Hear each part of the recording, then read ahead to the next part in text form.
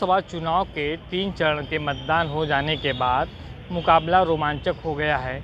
जहां एक दूसरे पर लोग निशाना साधते हुए नज़र आ रहे हैं, तो बयानबाजी भी अब चुनाव से भटकती हुई नज़र आ रही है। अब अडानी अंबानी फिर से हावी हो चुके हैं पूरे मुद्दे पे। इस बात को लेकर हम कांग्रेस के प्रवक्ता वैभव त्रिपाठी जी से बात करेंगे कि उत्तर प्रदेश के चुनाव को किस तरह देखते हैं और क्या इन तीन चरण के मतदान का रुझान समझ में आ रहा है।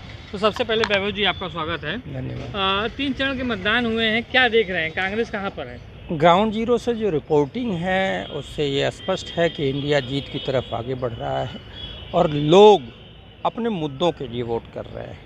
वो भ्रामक और भावनात्मक मुद्दों की बजाय अपने हक की बात कर रहे हैं। इस वजह से हम आश्वस्त हैं कि 4 जून को इंडिया गठबंधन की ही सरकार बनेगी।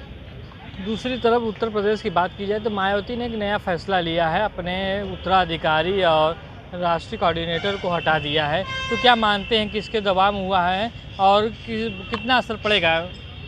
देखिए, मायावती पहले भी लड़ाई में नहीं थी और मायावती और ओवैसी मैं दोनों को एक ही नज़रिए से देखता हूँ। मायावती जी बीजेपी पे कभी हमला नहीं करती, वो विपक्ष पे ही हमलावर रहती हैं, जबकि बीजेपी गरीबों का हक लूट रही है। तो मायावती जी के ऊपर जाहिर सी बात है, जैसा चर्चा भी है कि उनके ऊपर दबाव रहा है और बगल के ज़िले जौनपुर का जो टिकट जिस तरीके से बदला गया है वो और आकाश आनंद को हटाना, इसका मतलब है कि सत्ताधारी दल का उनके ऊपर दबाव है। और जैसा ये सरकार ईडी सीबीआई और एजेंसियों का दुरुपयोग कर रही है तो हमको लगता है वो भी दबाव बना रहे हैं। तो मायावती कभी प्लेयर थी ही नहीं, क्योंकि ये पूरा चुनाव यूपी में बाइपोलर सेगमेंट में था, इंडिया और एनडीए के बीच। तो मुझे नहीं लगता वो अपना वोट जितना ले सके, और जीतने की संभावना तो उनकी एक भी सीट नहीं है, क्योंकि ये पूरा चुनाव इंडिया और एनडीए के बीच है। फिर से प्रधानमंत्री नरेंद्र मोदी ने राहुल गांधी पर हमलावर होते हुए अडानी अंबानी का नाम लेते हुए नोटों की गाड़ी घर से पहुंचाने की बात कही है। तो क्या देखते हैं, जो अडानी अंबानी को राहुल गांधी लेकर मोदी जी घेरते थे, अब उल्टा किया जा रहा है, तो क्या? देखिए, ऐसा है कि जो समसामयिक बातें होती हैं तो अडानी जी के जो मुद्दे थे उसकी हम जांच की मांग करा रहे थे। आज भी हम चाहते हैं, अगर मोदी जी को ये लग रहा है कि अडानी की बात नहीं हो रही, तो चुनाव में जनता के जो मूल मुद्दे हैं हम उस पर चर्चा करते हैं। लेकिन मोदी जी अडानी की चर्चा करना चाहते हैं तो हम तो चैलेंज करते हैं ना, अडानी जी के ऊपर जांच करा दीजिए, ईडी सीबीआई भेजिए, जेपीसी का गठन करा दीजिए, क्यों भाग रहे हैं? और मोदी जी कहते हैं टेम्पो से पैसा भरना, कितना हास्यास्पद है। राहुल गांधी जी ने कहा है कि मोदी जी का ये व्यक्तिगत अनुभव है कि उनके वहाँ टेम्पो से पैसे भर भर के पहुँचाते होंगे, इसलिए वो कह रहे हैं। और हमारे पास तो नहीं आया, हमारे तो खाते भी सीज कर दिए गए। लेकिन अगर मोदी जी को ऐसा लगता है तो ईडी सीबीआई भेजिए, उनकी जांच कराइए, क्यों पैसे दे रहे हैं? तो ये बड़ा मुद्दा ये है कि एक तरफ एक गठबंधन इंडिया है जो कि जनता के हक की बात करता है, रोज़गार 30 लाख नौकरी, पहली नौकरी पक्की 1 लाख रुपए, महिलाओं को 50% आरक्षण, महिलाओं को सालाना 1 लाख रुपए, किसानों का कर्ज माफ़ी, एमएसपी, मनरेगा में 400 रुपये मिनिमम वेज, लेबर एक्ट को जिस तरीके से इन लोगों ने कमज़ोर किया, उन सारे मुद्दों की बात इंडिया गठबंधन कर रहा है, कांग्रेस कर रही है।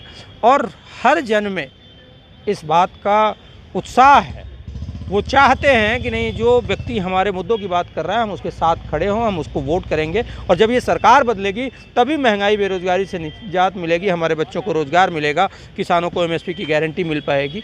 इन सारे मुद्दों की बात। दूसरी तरफ मोदी जी चिकन, मटन, मंगलसूत्र, मंदिर, मस्जिद, इन्हीं पे उलझे हैं। तो दोनों को अगर देखा जाए तो ये स्पष्ट हो रहा है कि एक गठबंधन मुद्दों की बात कर रहा है, एक गठबंधन मुद्दों को भटकाने की बात कर रहा है, और जनता उसी में चूज कर रही है कि जो मुद्दों की बात कर रहा है हम उसके साथ हैं। आप 3 चरण के मतदान में बढ़त की बात बता रहे हैं कि इंडिया गठबंधन बढ़त कर रही है, लेकिन मोदी जी बीजेपी का कहना है कि यूपी की 80 सीटें और भारत में 400 सीटें वो जीतेंगे। तो किस तरह उनके बयान? नहीं, अगर मोदी जी से ये पूछ लिया जाए कि कैसे, कौन से, किस आधार पे, तो वो नहीं, हम तो जीत रहे हैं। हम जो बातें कर रहे हैं वो जनता के जो समर्थन की बात है, जनता के जो मुद्दों की बात है, हमारे नेता राहुल गांधी 10,000 किलोमीटर की यात्रा जनता के बीच जाके करते हैं, और जो जनता ने कहा उन मुद्दों को 5 न्याय और 25 गारंटी के रूप में हमने पेश किया। हम उस जनता के मुद्दे को उठा रहे हैं और जनता की डिमांड को कह रहे हैं कि हम आएंगे तो ये पूरा करेंगे। लेकिन मोदी जी क्या कहते हैं, 5 साल और 5 किलो चावल हम आपको देंगे, ये मोदी की गारंटी है। तो जनता कह रही है कि हमारे बेटे को रोजगार दे दीजिए, चावल हम खरीद लेंगे। किसानों को एमएसपी की गारंटी का अधिकार दे दीजिए, वो चावल देता है। किसान अन्नदाता है, किसान पूरे देश का पेट भरता है, उसको 5 किलो चावल की आवश्यकता नहीं है, वो पूरे देश को दे देगा, भर देगा। लेकिन मोदी जी 5 किलो चावल की बात करने लग जाते हैं। सशक्त भारत और 2047 तक विकसित भारत की बात भी कर रहे हैं। क्या सशक्त भारत हुआ है? 80 करोड़ लोग 5 किलो चावल की लाइन में, ये मोदी जी तो कहते हैं ना कि हम 80 करोड़ लोगों को 5 किलो चावल देते हैं, हमने आरोप तो लगाया नहीं, लेकिन वो कहते हैं। तो अब आप बताइए कैसा सशक्त भारत है कि 5 किलो चावल खरीदने के लिए उसके पास 10 रुपये नहीं है, क्योंकि पूर्ववर्ती कांग्रेस सरकार 2 रुपये किलो के हिसाब से गरीबों को चावल देती थी, तो 10 रुपये ही तो आपने बचाया। तो ये बड़ा मुद्दा है। तो सशक्त नहीं, अशक्त और आसक्त मजबूर भारत आप बना रहे हैं। गरीबों को अपने ऊपर डिपेंड बनाना चाहते हैं, जिससे आप चावल देते रहें, वो आपको वोट देते रहें। हम कह रहे हैं कि हम आपको सशक्त बनाएंगे, रोजगार आपके बच्चे को मिलेगा, आपकी बेटी को रोजगार मिलेगा, आपकी बेटी को अधिकार मिलेगा, सुरक्षा का वातावरण होगा, हर भ्रष्टाचारी को जेल में भेजेंगे हम। ये सब बातें हम कर रहे हैं। एक तरफ 400 का जब गैस सिलेंडर था, तो माननीय मंत्री स्मृति ईरानी जी, अब जो पूर्व मंत्री हो जाएंगी, वो सिलेंडर लेके सड़क पे प्रदर्शन करती थी। आज जब 1000-1200 तक सिलेंडर चले जाता है, काहे मौन हो जाती है?